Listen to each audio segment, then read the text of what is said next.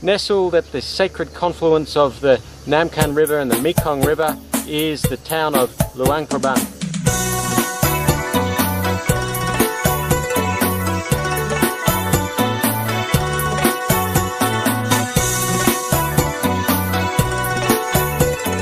And Luang Prabang is said to be sacred because it hosts one of the oldest Buddhist relics in all of Laos, including Buddha's own footprint. And sprung up around this hilltop, around this sacred hilltop, is said to be one of the world's most photogenic cities, which we'll wander the streets of in a moment. It used to be the royal capital of Laos, and because it has such religious significance, such historic significance, and is so pretty, UNESCO has recognised it as a World Heritage City. Welcome to Luang Prabang in Laos.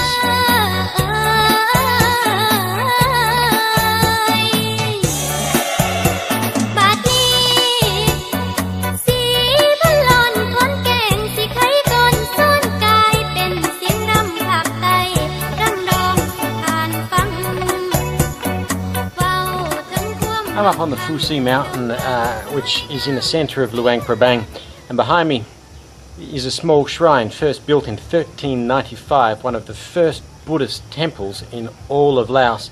Inside the shrine is said to be a footprint of the Buddha himself, but like all Buddha footprints in India, Sri Lanka and other places, it's monumentally huge, so it's more symbolic than factual. So this, although was one of the very first temples built in Laos for Buddhists. You know, life is full of ironies, and the thing I like about Buddhism is it does preach enlightenment, harmony, peace and all that sort of stuff. So am I surprised to find in Laos that one of the decorations at one of the most important Buddhist monasteries is the remnants of an American bomb? Thank you, President Nixon or Johnson.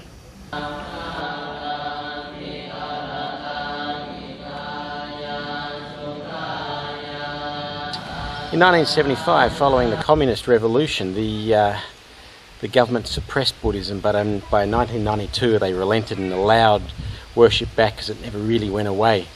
And again, the majority of Laotians today are practicing Buddhists, and most males are not considered men until they've spent between 3 months and 3 years as a monk.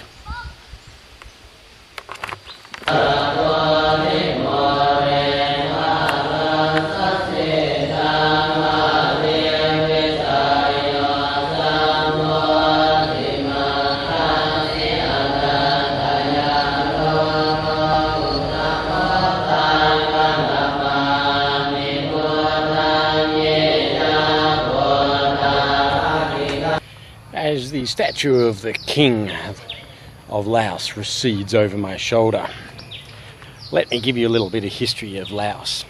Because up until the 14th century, it was just a whole bunch of warring tribes bouncing along at each other. Then in the 14th century, the Khmer, that is Cambodian-backed warlord Pham Nhat captured Vientiane and finally unified all the warring factions and created the nation of Laos. 14th century. Then for the next 300 years, Laos developed as the strong regional power, finally reaching its peak in the 1700s, dominating Siam, Vietnam, Cambodia. Then, with the help of the British and the French, the Siamese drew the line around Laos to create the modern country, basically the leftovers of the region. The French then invaded and added it to Vietnam and Cambodia, to French Indochina. The French in Indochina, as with elsewhere, simply used the local kings as their puppets, and the kingdom stayed in place subject to the French right up until the end of World War II. Like in the rest of French Indochina, the French tried to re-establish their dominance following the war, but given their weakness, they failed. 1954 saw full independence given to Laos, and the Laotian kings thought it was finally their heyday to have their own country themselves. But their own internal bickering created a whole bunch of weaknesses again, and finally in 1975 the Communist Revolution took over Laos. The Communists banned Buddhism. That lasted until the 1980s, when they had to relent and let it up again. and then finally realised in the late 1980s that if they were going to continue the communist revolution, the whole thing would go down the toilet. So for about the last 10 or 15 years, they've been liberating the country, slowly opening it up. Now we're seeing economic growth, development, and all those other things that go with it, including mobile phone towers. So now what you have in Laos is a fairly gentle and laid-back country, striving for some minor economic reforms to slowly bring themselves into the rest of the world.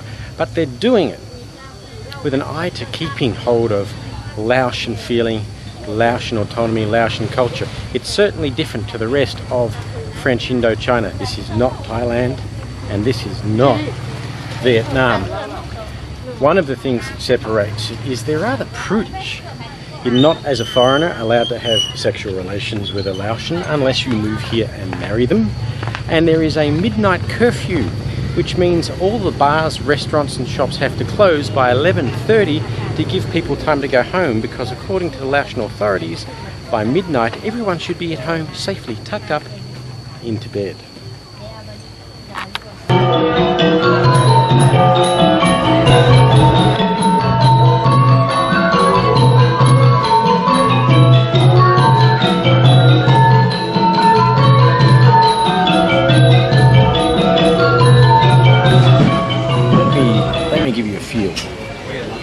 For the atmosphere of northern Laos, 9 o'clock at night on a Monday.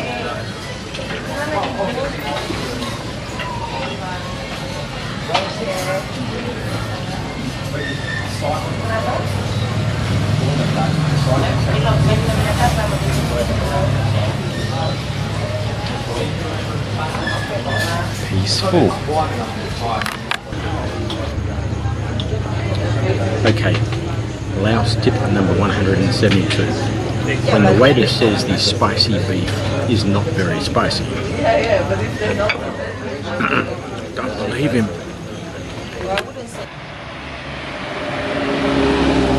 Buddhist monks live on the generosity of the local population. Therefore, it's traditional in the mornings just after sunrise for the giving of alms. That is, for those who believe in Buddhism, to religiously give to the monks food that they need for daily survival.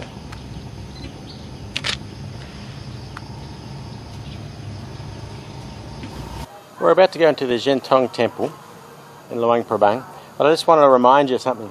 Up until the 70s, there were no real roads in this part, so all of the transportation in Laos was done via the river, hence the stairs down to the ferry stop. Very broad stairs, because this temple was the main temple of the king, hence the stairways are protected by tigers. I think they look like cats. And this temple we're about to enter into is the main temple of the Laotian kings until 1975, when they were deposed.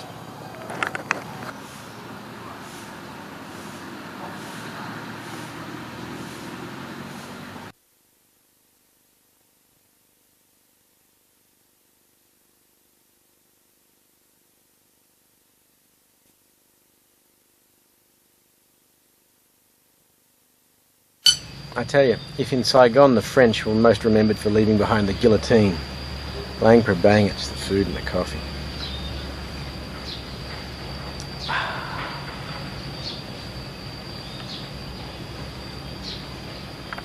We're zooming along the Mekong River in a little river boat, just going up from Bang Prang towards some little villages and some caves to have a look around the place.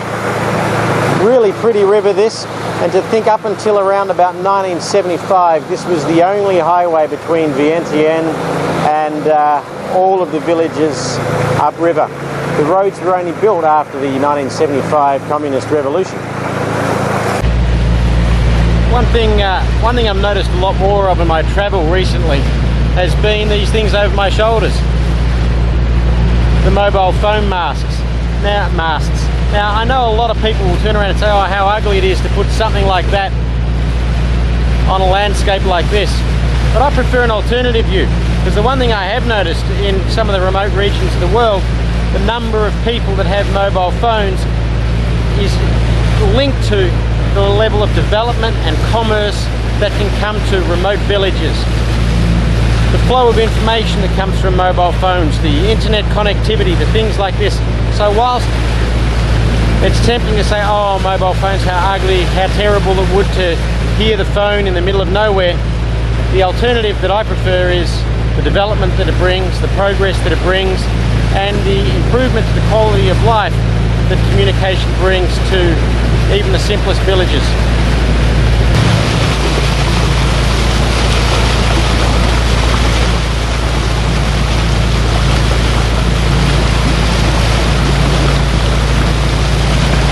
We're now arriving at the Pak Ou caves, which is kind of like a Buddhist statue graveyard, I'm told. So let's go have a look. Cry of the Buddha, they are living.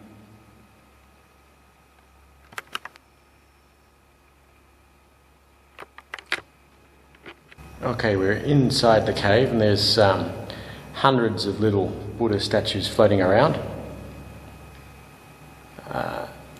I'm still not quite sure why it was built here. The best story I can get is one of the Lao kings stopped here for a picnic, saw the caves and thought it was a good place for a Buddha statue. So now here in each Lao New Year, the local villagers come and worship and put in more Buddha statues. It's believed these caves were used as worship as early as 800 AD when the Laotian people first arrived in the Mekong River valley. Back then they worshipped Phi, the spirits, and it wasn't until the arrival of Buddhism here in the 14th century that Buddhism started to take hold and replace Phi as the main religion.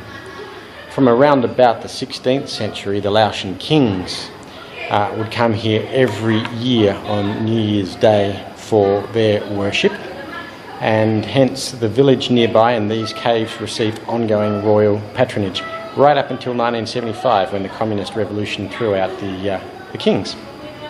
Incidentally, Phiism, or the worship of Phi, still exists in Laos today, and Buddhist monks are forbidden by law from promoting Phi. You'd think their religious beliefs would stop that, but apparently not.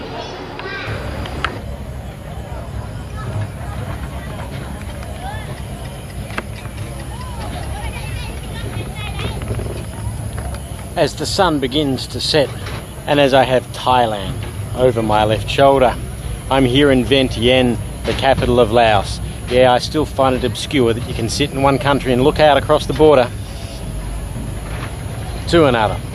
After 1,000 years of a turbulent history being dominated by the Vietnamese, the Siamese, the Cambodians, and whomever else decided to come squabbling along over the last 1,000 years, Vientiane was finally cemented as the capital of Laos with the French colonial conquerors in the beginning of the 19th century.